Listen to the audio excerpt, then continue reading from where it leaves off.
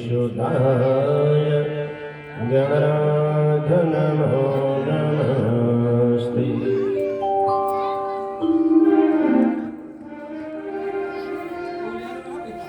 गौरीशुताय गणराज नमो नमस्ते।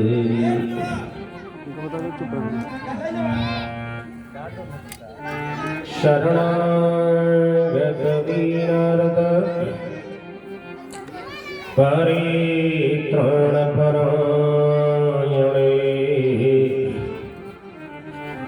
सर्वशक्ति हरे देवी नारायणी नमोस्तुते। सर्वशक्ति हरे देवी नारायणी नमोस्तुते। वक्रतुण्ड महाकाय सूर्यसमप्रभा निर्विघ्नं कुरु मे देव सर्वकार्येषु सर्वदा। निर्विघ्नं कुरु मे देव सर्वकार्येषु सर्वदा। या देवी सर्वभूतेषु नन्दारूपेण संस्थिता नमस्तस्यै नमस्तस्यै नमस्तस्यै नमो नमः। श्री नंदा भगवते नमः। करेण वीणां परिवादयन्ती कथा जपन्तीमपरेन्दमराम् मरालपृष्टाशनसन्निविष्टां सरस्वतीं शिरसा नमामि। सरस्वतीं शिरसा नमामि। नमः शिवाभ्यां नवयौवनाभ्यां परस्पराश्लिष्टवपुर्धराभ्यां नगेन्द्रकन्या वृद्धकेतनाभ्यां नमो नमः शङ्करपार्वतीभ्यां नमो नमः शङ्करपार्वतीभ्यां।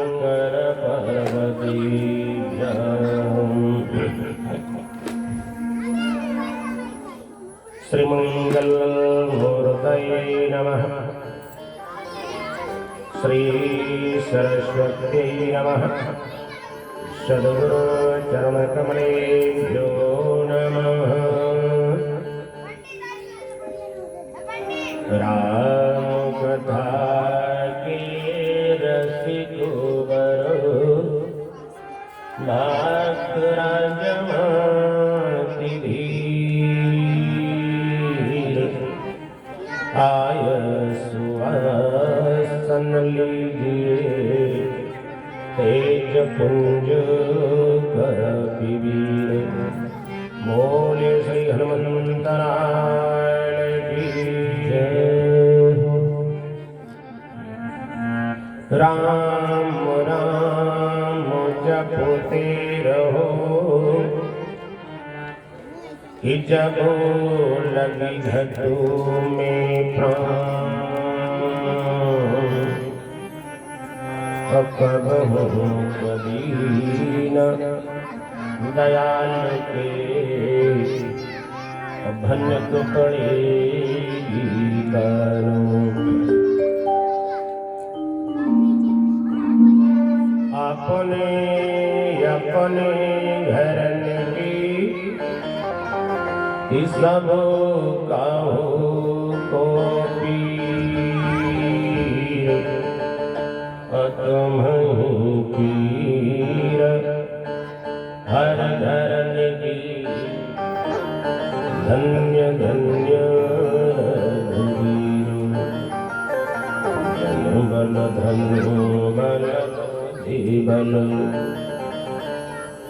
भैया करे नए कहु काम एक बार सब प्रेम से बोलो जय सिया राम राम रामचंद्र की जय।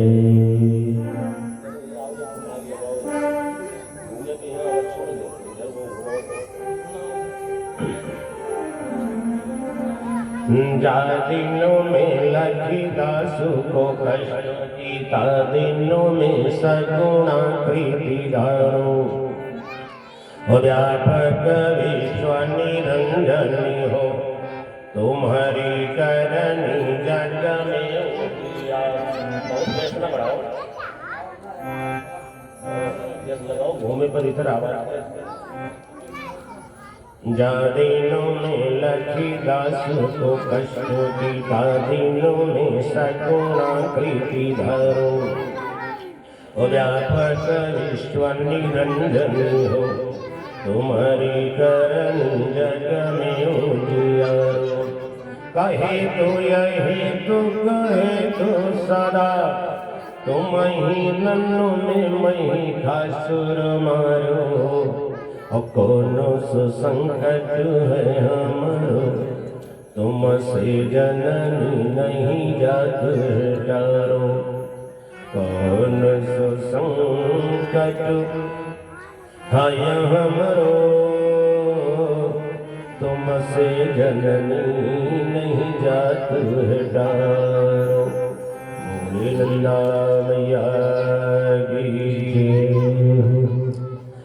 मानो हिरण की सिंह बढ़ाने की ध्यानो धर शिव को जपती हो देवन जब कष्ट परे तब यष्ट भुज हो यके लड़ती हो करनु में तुम ही पनु में तुम आय सदा दुख को हरती हो मोहि पुकार तु देर भयु अद्वयम्ब विलम्ब कहाँ करती हो मोहि पुकार तु देर भयु जगदम्ब विलम्ब कहाँ करती हो। बोले सरस्वती मैया की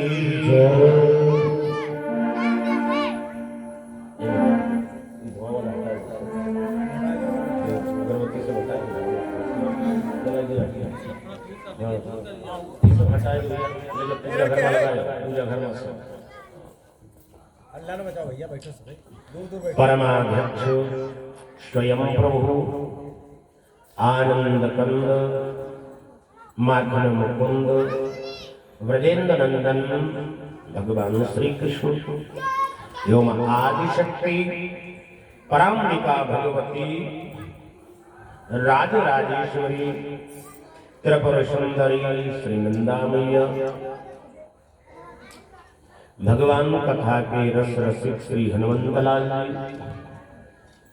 भगवान की आनंदमयी रसमयी कथामृत को पान करने वाले भक्तजन वृंद सती सावित्री अनुसुईया के परम पावन चरित्रों को चरितार्थ करने वाली माताएं बहनें भारत के कर्णधार होनहार आशा कुसुम प्यारे बच्चे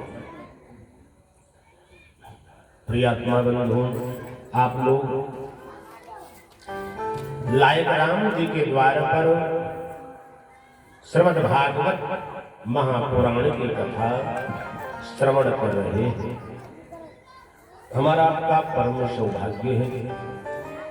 हम लोग श्रीमद् भागवत महापुराण ज्ञान यज्ञ में सम्मिलित होकर के अपने जीवन को धन्य बना रहे हैं। हमारे धर्म शास्त्रों में आया है भागवत की बहुत बड़ी महिमा। सूत जी ने कहा, ऋषियों ये भागवत महापुराण कब सुनने को मिलता है? इसकी बहुत बड़ी महिमा है। सोनकाज ऋषि ने कहा, गुरुदेव मुझे तो पता नहीं, आप तो पुराण वेदता हैं, आप ही बताएं। तब सूत जी ने कहना प्रारंभ किया, ऋषियों कहा जन्मांतरे भवेत् पुण्यम और तदा भागवतम लभे। जब आदमी के जन्म जन्मांतर कर्म कर्मांतर युग युगांतर के कोटि उदय होते हैं, तब उस मानव मात्र श्रीमद् भागवत महापुराण सुनने को मिलता है। ये सौभाग्य केवल मानव मात्र को उपलब्ध है। 84 लाख योनि में सर्वोत्तम योनि है मानव शरीर, और जिसको लिखा है नरत्वम दुर्लभम लोके। 84 लाख योनि में सबसे दुर्लभ मनुष्य शरीर, मानव का शरीर है सबसे कीमती। और मानव शरीर पाने के बाद श्रीमद् भागवत महापुराण सुनने को मिल जाएगा, उसकी तो अहोभाग्य।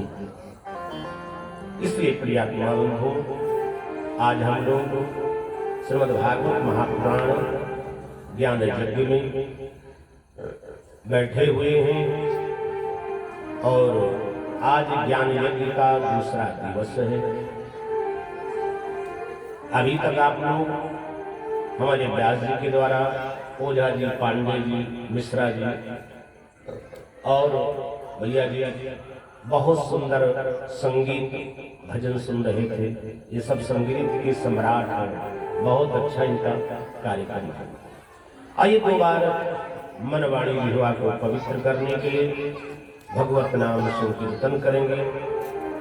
हमारे पंडित वीरेंद्र स्वामी जी तो भाई इनकी प्रमुख भूमिका है। पंडित राजेंद्र कुमार अच्युतानंद तो पूरा कार्यक्रम ही देख रहे हैं, सबको सुनवा भी रहे हैं। इसलिए भाई मन को पवित्र करें, तब हमारा मन भगवान में लगे। यदि मन पवित्र नहीं, उस व्यक्ति का भगवान के भजन में मन नहीं लगेगा। क्योंकि ये भी लिखा है ना कि भगवान के भजन में, भगवान की परम पावनी कथा में कौन लोग जाएगा, कौन पहुंचेंगे? कहा जिनका मन पवित्र होगा, जिनके ऊपर भगवान की कृपा होगी, वही लोग जाएंगे। और जिन पर कृपा नहीं होगी, जिनके सिर पर पाप सवार होगा, तो लिखा है कि पूर्व पापों के कारणों से और भगवंत कथा न रुचे जिनको। यदि लेस मात्र पाप सवार है, तो भगवान की कथा उनको अच्छी नहीं लगी।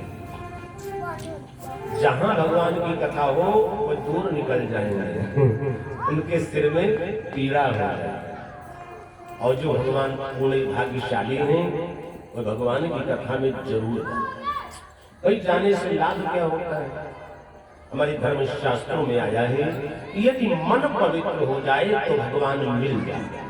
सबसे सर्व भगवान का वाक्य है कि निर्मल मन जन सो मोहि पावा।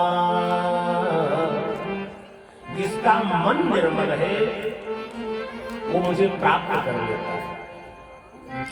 अब भाई मन कैसे निर्मल किया जाए?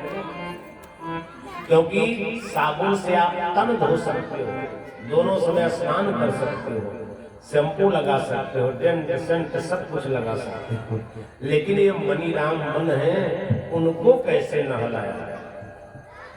कोई मन को पकड़ के बाल्टी में डुबो नहीं सकता है, न सर्दी में डुबकी लगवा सकते हैं। फिर हम तन से नहाते, मन तो हमारा वैसे रहेगा, तो फिर हम कैसे पवित्र हुए? लोगों ने व्यास जी से कहा, महाराज ये मन को कैसे पवित्र किया जाए, मन को कैसे नहलाया जाए? तब वेद व्यास जी ने कहा, ऋषियों मन को स्नान कराने के लिए एक ही साधन। बोले कैसे?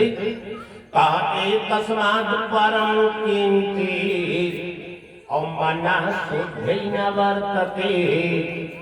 मन को पवित्र करना चाहते हो तो श्रीमद् भागवत कथा रूपी सरोवर में, दरिया में इसको डुबकी लगवाओ, माने खूब कथा सुनाओ। और कथा सुनोगे, जितनी कथा सुनोगे मन उतना ही पवित्र हो जाएगा। और ज्यादा दिन से मन में काई लग गया है, काम क्रोध लोभ मद अहंकार विकार ग्रस्त है, तो साबुन लगाओ। बोले कौन साबुन? राम नाम रूपी साबुन। तो मन पवित्र होगा। उधर कथा सुनोगे और कीर्तन करोगे तो राम नाम रूपी साबुन। जब तुम्हारा मन पवित्र हो जाएगा तो भगवान ने कह दिया कि कबीरा मन निर्मल भयो, और जस गंगा के तीर, और पीछे पीछे हरि फिरे, और कहत कबीर कबीर। भगवान कहते भाई जिनका मन पवित्र हो जाता है उसके पीछे मैं चलता हूँ, सेवक बन करके। किसी ने पूछा, महाराज क्यों पीछे चलते हो?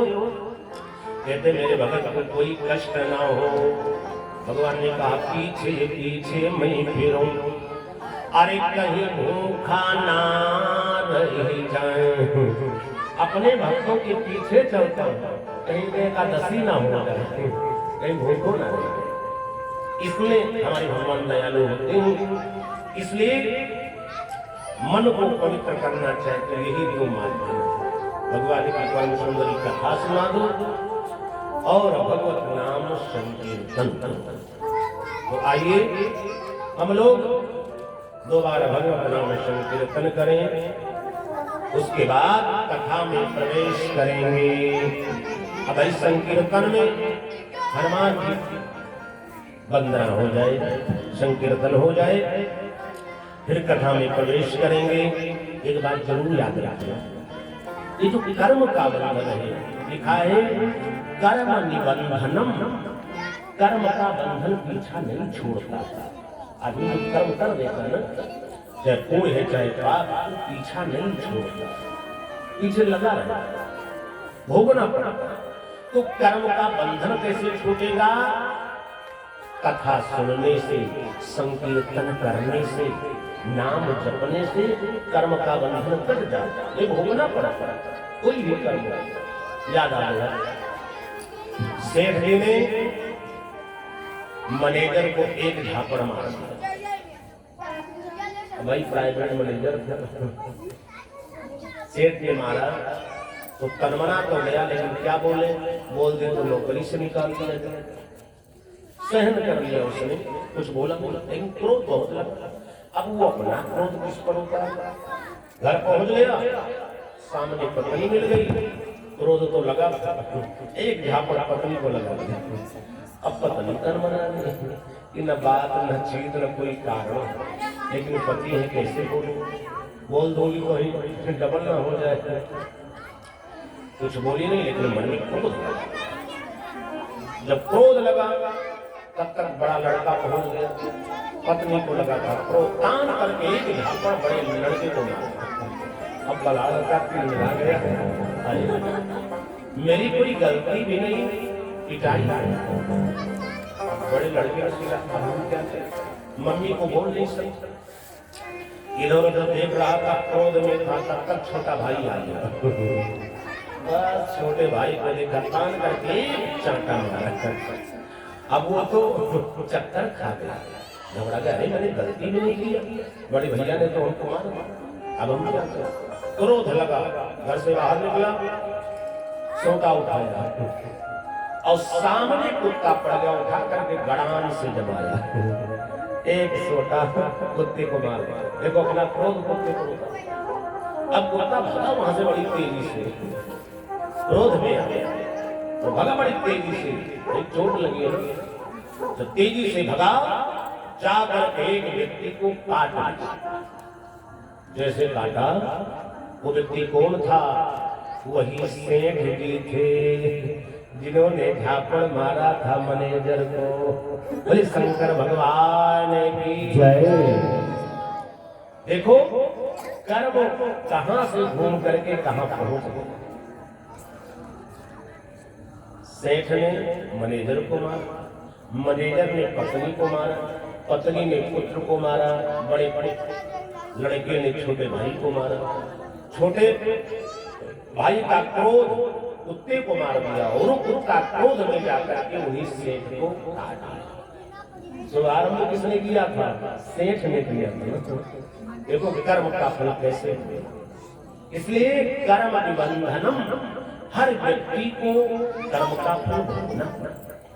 इसलिए कर्म करते समय आदमी को ध्यान रखना कि हमारे कर्म में सुशब्द लग जाए, सुशब्द लग जाए तो सुकर्म बन जाएगा। हमारे कर्म में कुशब्द न लगे, नहीं तो कर्म बन जाएगा। इसलिए अच्छे कर्म होना चाहिए। तो आइए मनवाणी देवा को पवित्र करने के लिए दो बार ज्ञान नाम अग्रगण्य से हनुमंत लाल जी की वंदना करें, कथा में प्रवेश करेंगे सब ताली बजा के।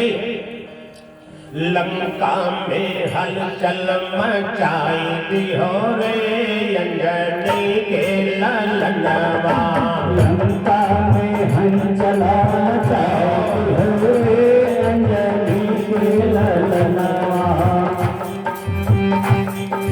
लंका में हलचल मचाई हो रे अंजनी के ललनवा।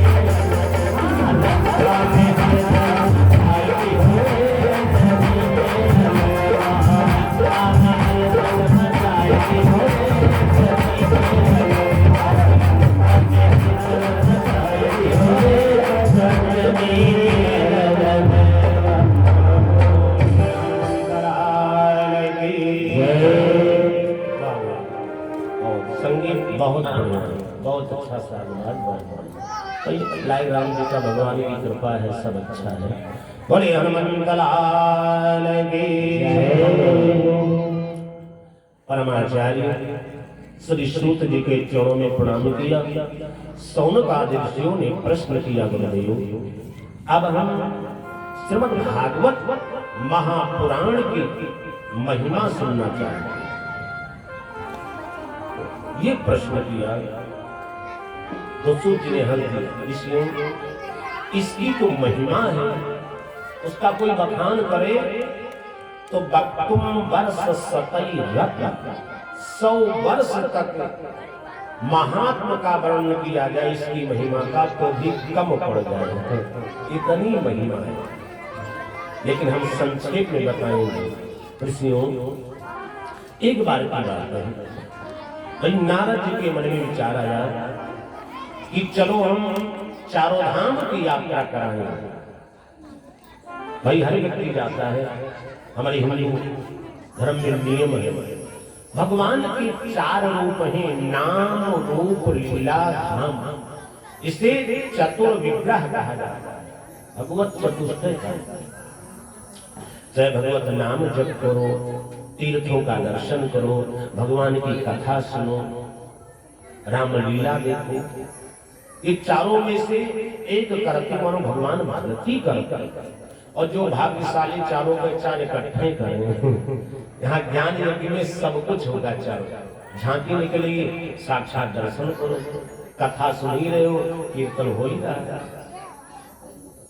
यहाँ चारों प्राप्त हो।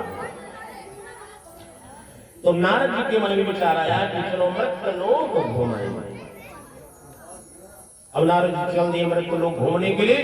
भगवान के पावन नामों का संकीर्तन करते हुए नारद जी चल दिए कि भजमन नारायण नारायण नारायण, भजमन नारायण नारायण नारायण, भजमन नारायण नारायण नारायण, भजमन नारायण नारायण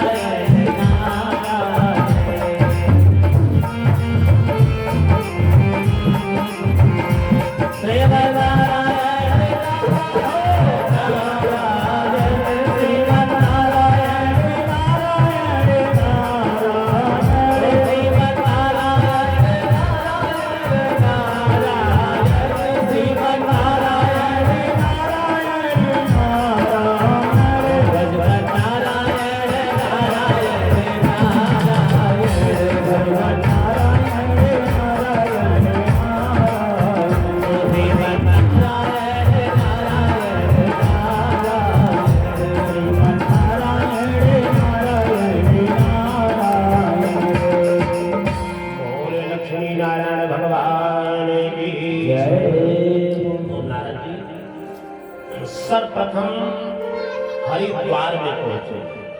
हरिक्षेत्रम कुरुक्षेत्रम श्रीरंगम सेतु बंधनम, सबसे पहले हरिद्वार में नारद भाई हरिद्वार हरि का द्वार, जहां पर कल कल निनाद करती हुई पनम पावनी गंगा जी बड़े वेग से रहे। ये वही गंगा जी है राजा सगर के 60,000 पुत्रों का उद्धार। हिमालय की परम पावनी तलहटी गोमुख से निकल करके और गंगा सागर में जाकर के मिली। ये वही गंगा। तो गंगा जी ने स्नान किया और नारद जी स्नान करके घूमना प्रारंभ कर दिए। जब घूमते इसी कलयुग की बात है तो नारद जी ने क्या देखा कि कालिना धर्म मित्रेण और धरायम बाधितो धुना, ये कलयुग अधर्म का मित्र है, धरती को पीड़ित करता है। नारद जी जब तीर्थों में पहुंचे तो क्या देखा? यही कलयुग था। क्या देखा कि आश्रम और तीर्थानी सरिता था। बड़ी बड़ी मठ मंदिरों पर देखा यवनों ने कब्जा कर, ये दृश्य देखा। और आगे पहुंचते हैं नारद जी ने कहा, ये कलयुग अधर्म का मित्र है,